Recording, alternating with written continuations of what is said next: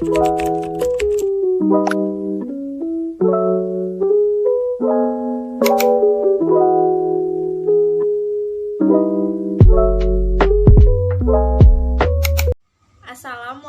warahmatullahi wabarakatuh. Perkenalkan, nama saya Mutiara Anastasia.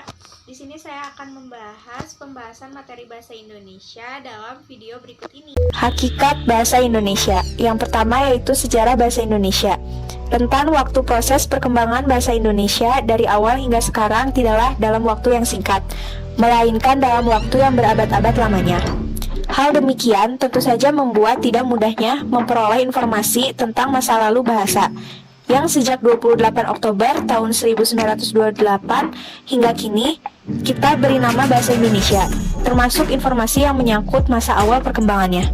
Tokoh sejarah bahasa Indonesia. Fungsi bahasa Indonesia adalah sebagai lambang kebanggaan, kebangsaan, identitas nasional, alat penghubung antar warga, antar daerah, dan antar budaya, serta alat pemersatu suku, budaya, dan bahasa di Nusantara. Fungsi bahasa sebagai bahasa nasional yang pertama yaitu lambang kebanggaan kebangsaan. Sebagai lambang kebanggaan kebangsaan adalah bahasa Indonesia mencerminkan nilai-nilai sosial budaya yang mendasari rasa kebangsaan. Yang kedua yaitu lambang identitas nasional. Lambang identitas nasional adalah yang mengarah pada penghargaan terhadap bahasa Indonesia selain bendera dan lambang negara. Yang ketiga, alat penghubung antar warga, antar daerah, antar budaya. Bahasa Indonesia memiliki peranan yang vital di masyarakat umum dan nasional. Berkat adanya bahasa Indonesia, masyarakat dapat berhubungan satu dengan yang lain sedemikian rupa sehingga kesalahpahaman sebagai akibat perbedaan latar belakang sosial, budaya, dan bahasa tidak perlu dikhawatirkan. Yang keempat yaitu alat pemersatu suku budaya dan bahasanya.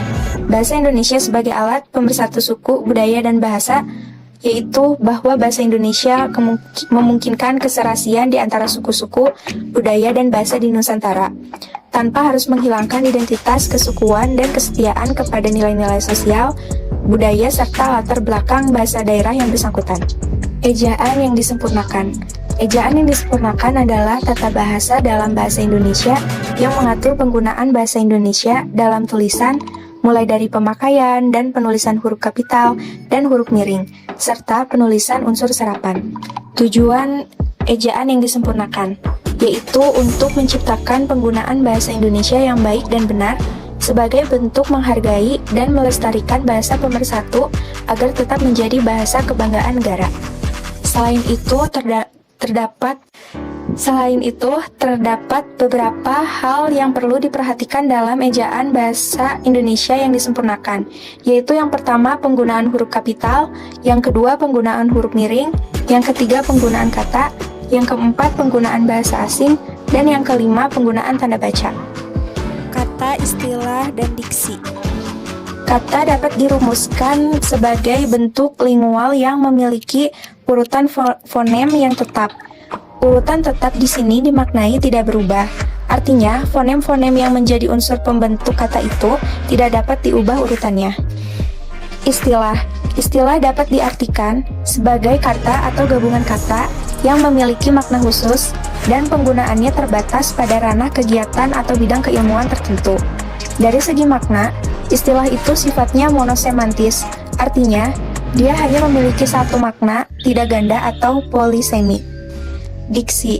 Diksi atau pilihan kata adalah kemampuan memilih satu kata yang tepat di antara sejumlah kata bersinonim untuk digunakan dalam konteks tertentu. Relasi makna. Relasi makna adalah hubungan kemaknaan atau relasi semantik antara sebuah kata atau satuan bahasa lainnya dengan kata atau satuan bahasa lainnya lagi. Hubungan atau relasi kemaknaan ini mungkin menyangkut hal kesinoniman, kehomoniman, kepolisemian, kehiponiman, dan keantoniman. Kesinoniman yaitu dua kata atau lebih yang pada asasnya mempunyai makna yang sama, tetapi berlainan bentuk luarnya disebut sinonim. Homonim dan kehomoniman. Homonim ialah bentuk istilah yang sama ejaan atau lafalnya, tetapi yang mengungkapkan makna yang berbeda karena berasal dari asal yang berlainan. Kalimat. Pengertian kalimat. Kalimat menurut Sugono, sebuah pernyataan lisan atau tulis dapat dikategorikan sebagai kalimat bila memiliki dua persyaratan pokok, yaitu yang pertama unsur predikat, yang kedua permutasi atau perubahan unsur kalimat. Unsur-unsur kalimat. Yang pertama ada subjek. Subjek adalah bagian kalimat yang menandai apa yang dinyatakan oleh penulis. Yang kedua, predikat. Untuk menandai bagian yang termasuk predikat di dalam suatu kalimat dapat diidentifikasi melalui ciri-ciri predikat berikut. Yang pertama, unsur predikat biasanya diisi oleh kategori verba atau frasa verbal. Yang kedua, untuk menandai predikat dalam sebuah kalimat, kata tanya apa yang dilakukan. Yang ketiga, objek. Objek biasanya berperan sebagai sasaran, hasil, dan peruntung. Objek biasanya berupa nomina atau frasa nominal. Yang keempat, pelengkap. Kehadiran pelengkap dalam struktur kalimat dituntut oleh predikat berupa verba intransitif pada kalimat aktif. Yang kelima, keterangan. Keterangan berfungsi memberikan penjelasan tambahan kepada unsur subjek dan predikat. Kalimat efektif harus menggambarkan gagasan penulis secara tepat sehingga dapat dipahami secara tepat pula oleh pembaca. Sekian pembahasan yang bisa saya sampaikan. Semoga apa yang saya sampaikan bisa bermanfaat untuk saya dan kita semua. Terima kasih. Wassalamualaikum warahmatullahi wabarakatuh.